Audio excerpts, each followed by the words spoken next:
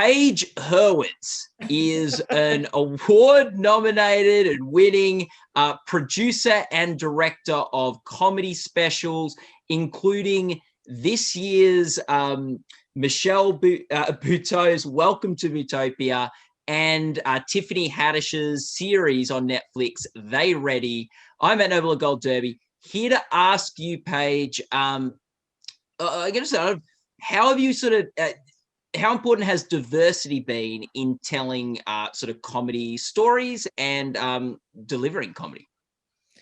I think it's enormously important because I'm of the belief that comedy is incredibly powerful. Comedy has the power to unite very disparate audiences in a matter of seconds. And I think that makes it a unique art form because within just one punchline, you can bring together people from all walks of life who may not think that they have anything in common. And that one punchline just brings them all together and reminds us of our shared humanity. And so I think that the more diverse voices that are on that stage that are telling those jokes and uniting those audiences, the better. It gives us an understanding of each other that I think that is critically important, especially at this time. And it gives us insight into each other's experiences. So although you may not know someone, let's say like Michelle Buteau, you can get to know someone like Michelle Buteau by listening to her 1 hour special, because it's very personal. She talks about her life as a mom, as a wife, as a comedian. And so I think they're critically important in terms of bringing us together as a larger community. And that special with Michelle Buteau just won the Critics' Choice Award. Yes, it did. Yeah, won it alongside, you tied with Jerry Seinfeld. I know, yes, we tied. I mean, should have won outright. I mean, It's like Jerry, first of all, Jerry who, but we should have won outright. But I think more than Michelle, I think Jerry was the most surprised that happened. And we were thrilled. Michelle's reaction was so genuine. And she literally just jumped out of her seat on the Zoom and to reveal that she was wearing like exercise pants on the bottom. But she was just so happy, and I was for her as well. But it's the first time that's happened. It's the first time that award's been won by a woman, and certainly by a woman of color. Yeah. And like, talk about diversity, Jerry Seinfeld and Michelle Buteau, a very diverse winner circle. Yes, exactly. Now, in the past, that winner circle typically would have been Jerry and then perhaps a lot of other guys that looked like Jerry. And with maybe Dave Chappelle sprinkled in and Chris Rock. But women made up half of the nominees this year, which is a milestone. Hannah Gadsby was in the category, who's fantastic. I believe that you're countrywoman, fellow countrywoman, and yes. And then also Fortune Feimster was nominated as well, and I produced her special too, and she's an LGBT performer. So the diversity of that, I think, is something not to be overlooked, because that, I think it speaks to what's happening in comedy in general. And I was thrilled that the category actually reflected what comedy actually looks like. Yeah. And then poor Jerry, then at the Grammys, your friend Tiffany Haddish beat him for Comedy Album as well. Yes. Then 1 week later, after tying with Michelle Buteau, Jerry lost to Tiffany Haddish, who won the Grammy for Best Comedy Album. And I'm convinced that Jerry probably spent a couple of days being like, what's with all the Black women winning all the comedy awards? It's just, it was kind of a fantastic 7 days. So, I'm sure Jerry was thrilled for them. But I know Tiffany was moved to tears. She called me crying. I could barely understand what she was saying. I didn't know that. And so she's so moved by it, and she deserved it. So I think I'm hopeful that this is not just a trend, that this is a turning point, and that things are going to continue to broaden and diversify as we go forward. I think it only makes comedy better. I think having the diversity of voices and styles too. It's not just life experiences, which are of course critically important, but it's also having different styles of comedy, which is great. You know, for so long, comedy looked and sounded a certain way for decades. And now that has really changed. And I love that so much, because you've got musical comedians, you've got narrative storytellers, you've got observational comics, and you've got your setup punch people. And it's great. It just makes it, I think, more accessible to more people. And again, I think it helps to harness even more power for stand-up comedy.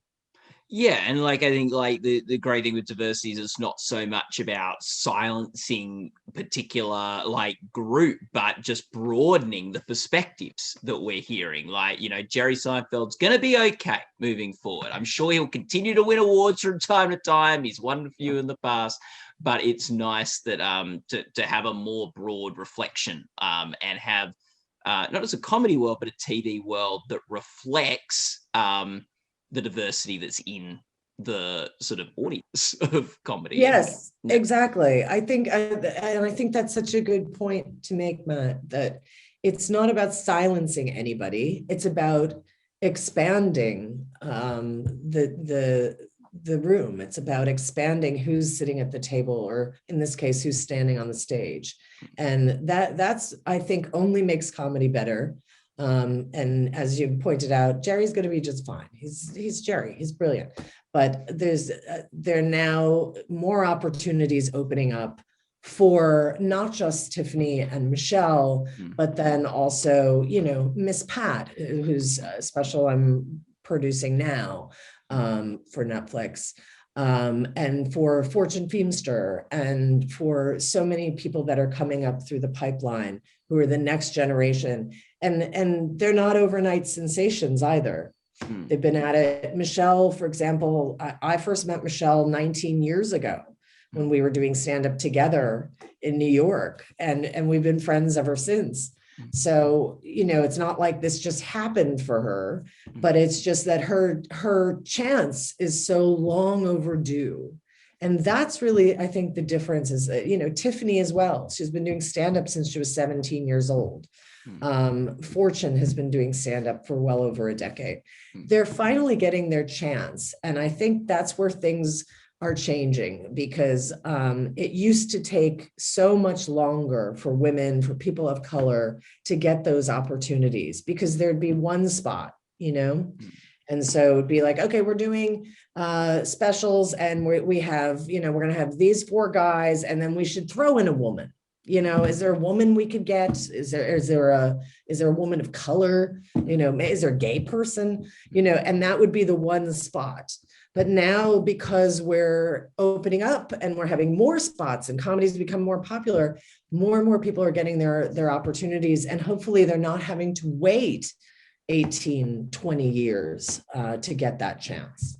Yeah, and like also like sort of speaking to this, you and Wanda Sykes run the Push It Productions, which is not, from what I understand, you know better than I do, so you can correct me if I'm wrong, but from what I understand, is not as focused on sort of diversity in front of the camera, but diversity behind the camera as well in television productions, and by diversity, not just racial diversity, but also LGBT and other areas of diversity. How important is it that change doesn't just happen in front of the camera, but also behind the camera? It's huge, because the people behind the cameras are the ones making all of the choices, all of the creative choices that you don't see, but that you're not aware, actually, I should say that you're not aware of, but you actually do see. So I think that, for me, I was a producer and a showrunner for many years before Wanda and I decided to start this production company together. And so it was very important that we bring in other producers, writers, directors who bring different life experiences to the table, because, and I'll make it concrete for your audience. So for example, when we're putting together, and we don't do just stand-up specials, we also do sitcoms. We have the Upshaws premiering this week. We do talk shows. We did Talk Show, the Game Show with Guy Branum. And so when we put together a series like Talk Show, the Game Show, for example, and we have decisions to make about, let's say, who's going to be the prize girl. Well, we decided to have Miss Richfield, a drag queen, be the prize girl. Now, that likely happened because I had seen her in Provincetown performing, because that's where I go on vacation. And Guy Branum knew her well from doing the gay comedy circuit. So Miss Richfield was our hilarious prize girl. That wouldn't have happened otherwise, because it's not like she's a household name. Yeah. And she was fantastic and so funny and helped make the show so different. So that's the kind of choice. The editing choices that that you're not aware of, they're informed by people who have different life experiences. So if my experience, let's say, for many years I've produced Last Comic Standing, and sometimes the editors, if they were men, sometimes they wouldn't think to themselves like, oh, maybe a shot of this woman's back fat as she's performing is not the most flattering, and she probably will hate that shot. It never occurred to them. And it's like, I can tell you as a woman, that's literally the worst shot. Like, don't use the back fat close up. Like, let's pick a different shot. And so I think those are just small things, but they add up. And if there's someone that's making a joke, perhaps, that they don't realize is so not only hackneyed, but really terribly offensive. Like, sometimes it takes someone who's on the receiving end of it to explain why it's offensive. And so I think that, and not that I want to censor people or that we censor people, we don't, unless it's not funny. And then we're absolutely censoring it. Because if it's not funny, it does not deserve to be on the air. But I think that and since I started as a comedian, Wanda's a comedian, we like to know, like, so if you're a comedian and everyone's just saying, oh, that joke is offensive, but there's nobody explaining from the perspective of the person on the receiving end of it, then you're really not accomplishing anything.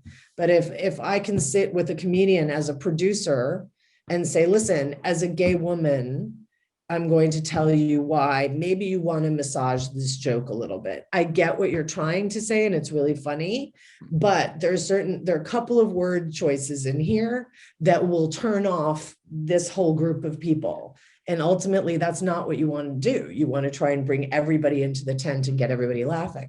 So those kind of things help so much and make a giant difference in terms of the content people are watching. And that feels more inclusive, and that ultimately is better. Yeah, and like I'm sure it's cyclical or circular in that, like, these men who are in edit rooms and on stand-up stages have also grown up in a world where they haven't been exposed to the perspectives of different perspectives of diverse people, and therefore they're uninformed to make the helpful choices when they're putting things together. So like that's right. Yeah. And also it's and that brings up a good point, which is, it's not that all men are X, Y, or Z, or that all women are X, Y, or Z. Like, and when I say diversity, it should be diverse, meaning that includes men, that includes white, straight men. We need to have a lot of different perspectives at the table because of exactly what you just said. And it's like people have grown up, especially men have grown up with a certain perspective and experience, and they don't know, like, they're like, I'm out. Like, help me out with this. But then again, there are women who can't understand certain things that are from a very specifically male point of view.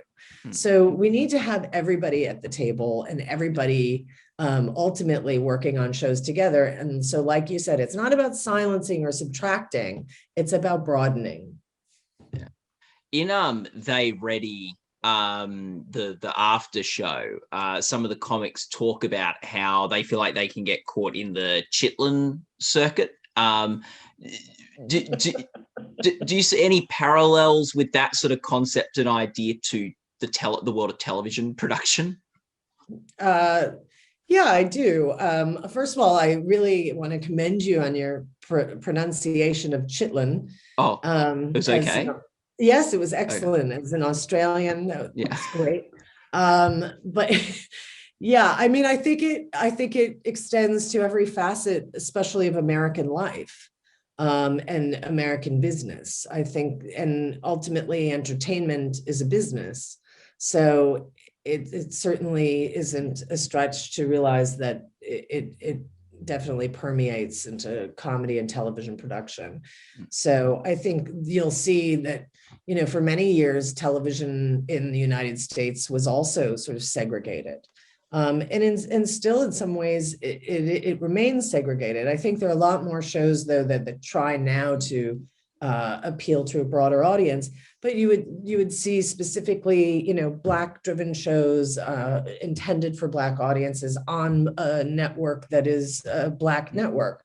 You'll see, and that's only really in response to the fact that the broadcast networks for so long have not cared at all about the Black audience. So it's really always just a response to a need. So I think that because the big networks for decades were kind of oblivious and uninterested in Black viewers and in capturing an authentic Black experience, that is why we have BET and OWN and TV One that have come along, thankfully, to provide some alternatives. But I think what's interesting to see happen now, and I think even Netflix is, you know, oops, we got to get some more shows with people of color on the air, and they're realizing that there's a huge need and demand there. But it's kind of interesting to see what's happened now, which is as cord cutting. I don't know how familiar you are with all of this, but I think so. With all of the cord cutting that's going on here, networks are realizing the importance of the Black audience because not because it's just the right thing to be more inclusive and just you have an interest in humanity and the people that we live with and who are our fellow humans, but it's really because Black audiences haven't cut the cord in such big numbers as white audiences. So you're seeing more of an effort now to create programming that looks more like America. So I think that it's really interesting to see that happening. And who knows, maybe if they had started with that approach, we wouldn't be in this situation. But ultimately what's happened is that as audiences have become savvier and they have more options, they are becoming more powerful in terms of what kind of content is getting on the air. And I think that's a good thing. Yeah, no, very much so. And I believe that every Netflix special you've directed has been nominated or won an award. Is that correct? Every special so far has either been nominated or has won an award. Every special I've produced or directed. There you go. Yes, I know. I'm batting 1,000. So yeah, I mean, that started with Wanda's special called Not Normal, which we did in 2019.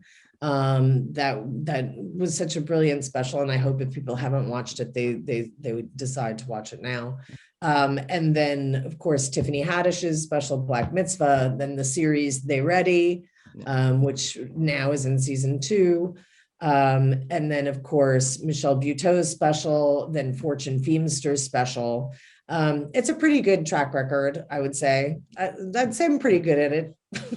Yeah.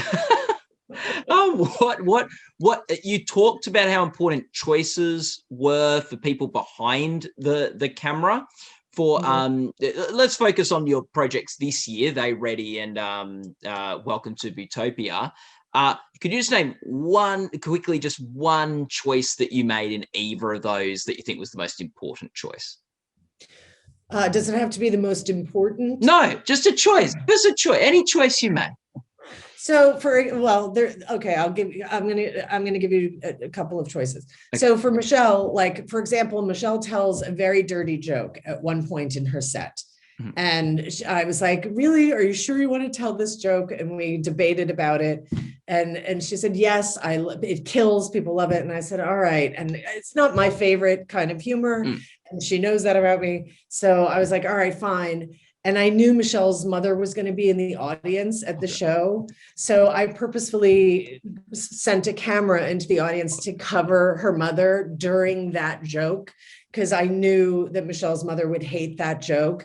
And so it was fantastic because we do a cutaway in the middle of it. Everyone is dying laughing. And then when we cut away in lower third, Michelle's mother, and she's just stone-faced. She hated it so much. And it was just fantastic because luckily she was there and we made the most of the moment. And then that's like a small creative choice, but a larger one, it was just let's make something that's specific to you. You know, initially Michelle was like, let's do it at children's theater. I was like, you're out of your mind. That has nothing to do with the Michelle Buteau we know and love. So we really decided to make it a night out in New York, shoot it at a nightclub in New York, have it feel that way. So she walks through the audience. I had her climb up to the stage and climb over banister because there were no steps to get to the stage. And those kinds of choices that make it feel authentically Michelle, that goes into every special. I like to tailor them and talk about every creative element. Well, Paige, thank you so much for talking with us today. People watching this interview can go to goldderby.com to join a discussion about television in the forums, to make your own award predictions and watch other contender interviews. And all the best of luck. May your award success continue, Paige, this year at the Emmy Awards. Thank you so much, Matt. If it doesn't, we know that you broke the streak. I'll just blame the kiss of death from Matt Noble Gold Derby. So thank you, Matt. I really appreciate it. Thank you so much.